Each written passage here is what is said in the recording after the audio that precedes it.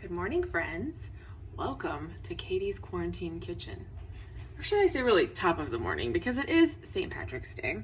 And I thought this morning we would whip up something fun together and probably something you can make with what you have on hand. So that's the plan. Today we are making Irish soda bread, which is super easy. It has 4 ingredients. It's delicious. It's gonna make your house smell good.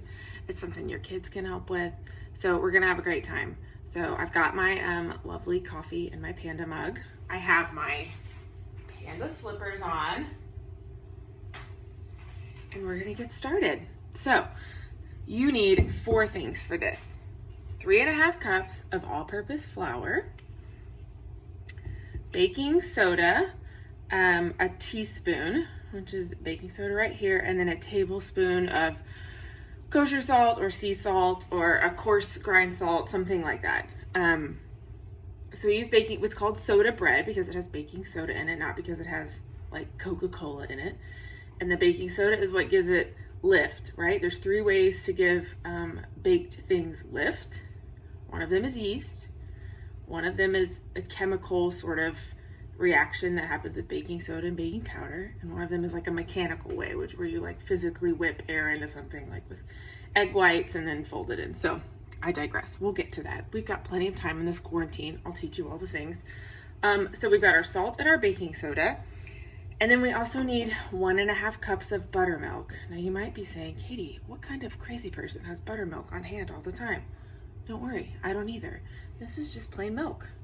But what I do have is some lemon juice. And if you don't have lemon juice, you can use a light colored white vinegar, maybe apple cider if you can get away with it, rice vinegar, any sort of pale colored vinegar, because you don't want if you use like red wine vinegar, you don't want your milk to turn pink and then your bread's gonna be weird. It's not good. So anyway, so I have 1.5 tablespoons of lemon juice. You want about 1 tablespoon per cup. So if you decide to multiply this recipe, just keep that in mind. So we've got 1.5 cups of milk and 1.5 tablespoons of lemon juice. So we're just gonna add it together and give it a little stir. It might start to curdle a little because that's what milk and acid does, but don't be alarmed. It's just part of the fun. So then all we're gonna do is add them all together. I have a bowl and a spoon. I'm gonna add my flour to my bowl. I'm going to add the rest of my dry ingredients. I'm gonna mix them up. And then I'm gonna slowly incorporate my milk. So that's gonna look a little like this. Slow. We're having a great time. So good. I also on the table next to me have a little extra flour. That way if it's not coming together like I want, I can add a little flour until it becomes a nice dough. So what we're gonna do is we're gonna stir this until all of the milk and flour start to come together, and then we're gonna turn it out onto our counter and finish it.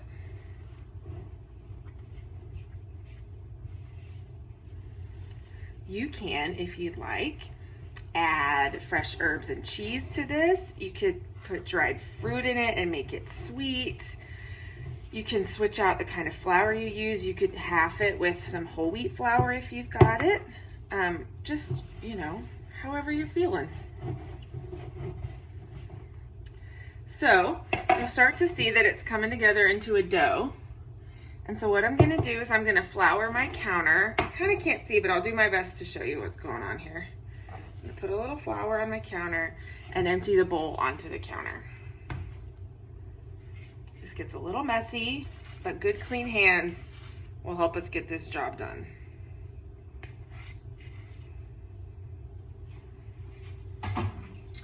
So then what we're gonna do is we're just gonna start kneading this until it becomes no longer sticky. You can see my hands are kind of sticky with the dough. So I'm gonna add a little flour to my hands, the top of the dough, and we're just gonna knead it. I'll show you what I've got here. So this is what I've got. See how it's kind of sticky when I touch it? We wanna get rid of that. A little flour to the board, add a little extra if you need. Get all the good parts off your fingers.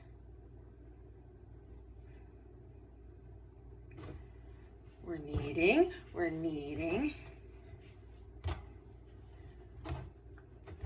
Now we're gonna do one big loaf of this, but if you wanted to split it into 2 small loaves, you could. If you wanted to put it into like cupcake tins and have little Irish soda bread muffins, that's totally fine too.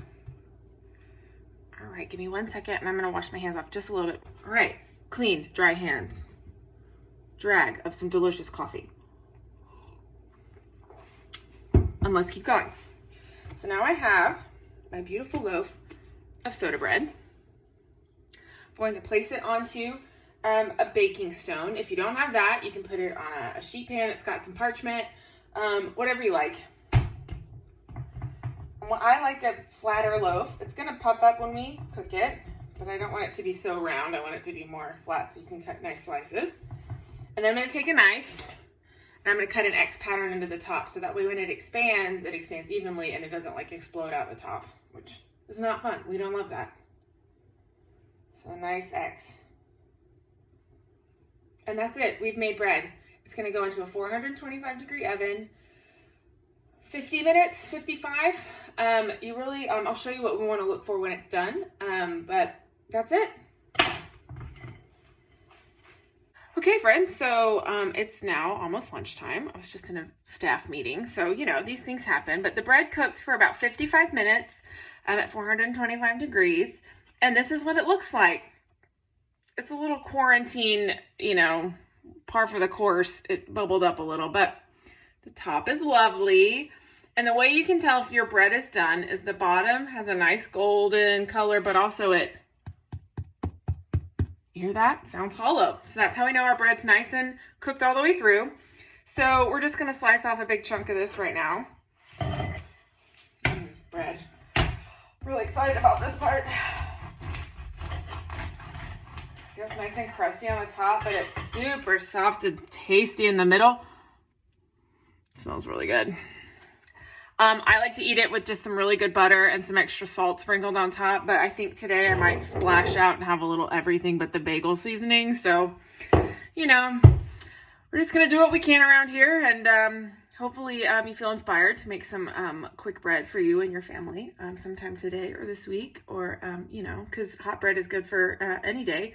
So stay tuned for more quarantine cooking with Katie, or whatever we're calling this, the quarantine kitchen. I don't know. We'll workshop it. Drop some ideas down there. We'll see what we have to say. If there's anything else you want to see over the next couple weeks, let me know and we'll try to make it happen. All right. Bye.